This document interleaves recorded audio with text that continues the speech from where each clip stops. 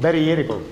Հռչակավոր Հուվեր Ֆոնիկ խմբի երաժիշտը լավ գիտի, հանդիսատեսի սիրտը շահելու համար նրան պետք է ողջունել իր մայրենիով։ Բարի երեկոից բացի սովորել է եւս մեկ բառ։ Շնորհակալություն։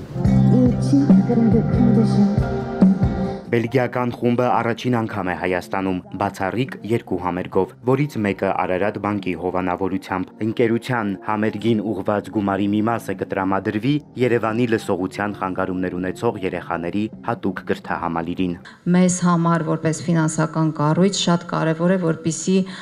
մեր ֆինանսները, որոնք որ ուղղում ենք տարբեր սոցիալական ծրագրերին, լուծեն հասարակության համար շատ կարևոր խնդիրներ։ Խմբի անդամները տպավորված են Հայաստանով եւ հայերի հյուրընկալությամբ, հուսով են իրենց արվեստն էլ այստեղի հանդիսատեսին կտպավորի։ Երջանկություն է լինել Հայաստանում, հուսով ենք հայ հանդիսատեսը կվայելի համերգն ու բավականություն կստանա։ Հուվեր Ֆոնիկը Հայաստանում Բելգիայի դեսպանի սիրելի խմբերից է։ Էրիկ Դեմյունքը ռոք խմբի գործունեությանը հետևում է հիմնադրման օրից 30 տարի։ Խումբը հայտնի է ոչ միայն Բելգիայում, այլև ամբողջ աշխարհում։ Նրանց երաժշտությունը հաղորդում է միանգամայն այլ լիցքեր ու տրամադրություն։ Ուրախ եմ, որ Արարատ բանկի հետ գործակցությամբ իրականություն դարձավ խմբի երևանյան համերգը։ Հայաստանյան առաջին համերգը խորհրդանշական է։ Եվրոպացի հայտնի երաժիշտների հետ նույն բեմում հանդես գալը ոչ միայն հետաքրքիր փորձ է, այլև նվեր շնորհավորանք Մեգդարյա Հոբելյանը նշող ազգային ֆիլհարմոնիկին։ Սա մի ինքնատիպ հնարավորություն է հենց արվեստի եւ մշակույթի խմբերի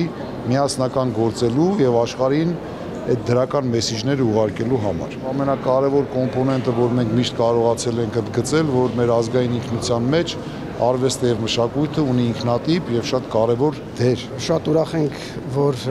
կարողացանք ունենալ այնպիսի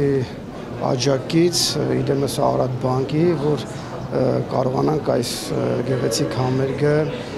իրականացնել։ Բաս գիթառահար Ալեքս Կալիերը ցանկացած երկրի առաջին համերգը համեմատում է ժամադրության հետ, երբ չգիտես հաճելի կամ ոչ այդքան, ինչ անակնկալներ կլինեն, բայց հայ հանդիսատեսի հետ շփումը անցել է ջերմ ու դրական լիցքերով միայն։